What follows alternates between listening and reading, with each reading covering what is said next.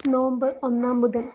വിശുദ്ധ മത്തായി സുവിശേഷം 6 അധ്യായം 5 മുതൽ 8 വരെയുള്ള തിരുവചനങ്ങളുടെ വിശകലനം. പ്രാർത്ഥന.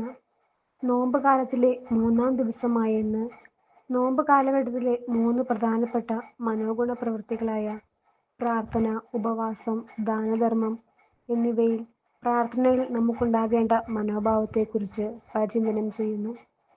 ദൈവത്തോടുള്ള സംഭാഷണമാണ് പ്രാർത്ഥന എന്നാണല്ലോ പറയുക. സർവജ്ഞനായ അവിടുത്തെ മുമ്പിൽ ഒളിച്ചുകളിയൊന്നും വില പോകില്ല.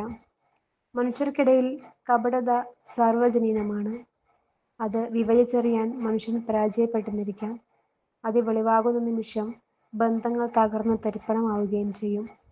അതുപോലെ സ്നേഹബന്ധങ്ങളുടെ ഊഷ്മളത വെളിവാക്കുന്നതിനും സമയമെടുക്കും.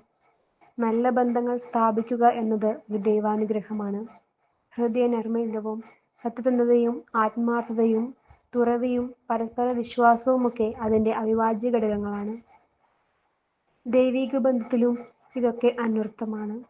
പ്രാർത്ഥനയുടെ മൊത്തക്കച്ചവടം ഏറ്റെടുത്തവരെന്ന് ഭാവിക്കുന്ന പലരും കപടതയുടെ മുഖം മൂടിയണിഞ്ഞവരാകാറുണ്ട്. അവരുടെ പ്രവർത്തന രീതികൾ നിരീക്ഷിച്ചാൽ ഇതൊക്കെ തിരിച്ചറിയാൻ കഴിയുമെന്ന് ഇന്നത്തെ സുവിശേഷം ഓർമ്മിപ്പിക്കുന്നു. തങ്ങളുടെ ഭക്തി കണ്ട് 4 ആൾ അഭിനന്ദിക്കണമെന്ന ചിന്ത പ്രാർത്ഥനയിൽ പാടില്ല. വിജാതീയരാണ് ഇപ്രകാരം പ്രാർത്ഥിക്കുക. മറ്റുള്ളവരുടെ പ്രീതിക്കായി പ്രാർത്ഥിക്കുന്നവർക്കുള്ള പ്രതിഫലം ലോകത്തിൽ തന്നെ അവസാനിക്കുന്നു. പൊതുനിരത്തുകളിലും ഒരുപക്ഷേ സിനഗോഗുകളിൽ പോലും ശബ്ദകോലാഹലങ്ങൾ ഉപേക്ഷിച്ച് രഹസ്യത്തിൽ ദൈവത്തോട് സംസാരിക്കാനാണ് യേശു ആവശ്യപ്പെടുന്നത്.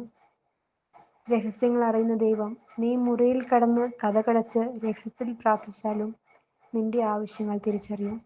കാരണം നിന്റെ ആവശ്യങ്ങൾ നിനക്ക് മുമ്പേ തിരിച്ചറിയുന്നവനാണ് നമ്മുടെ പിതാവ്.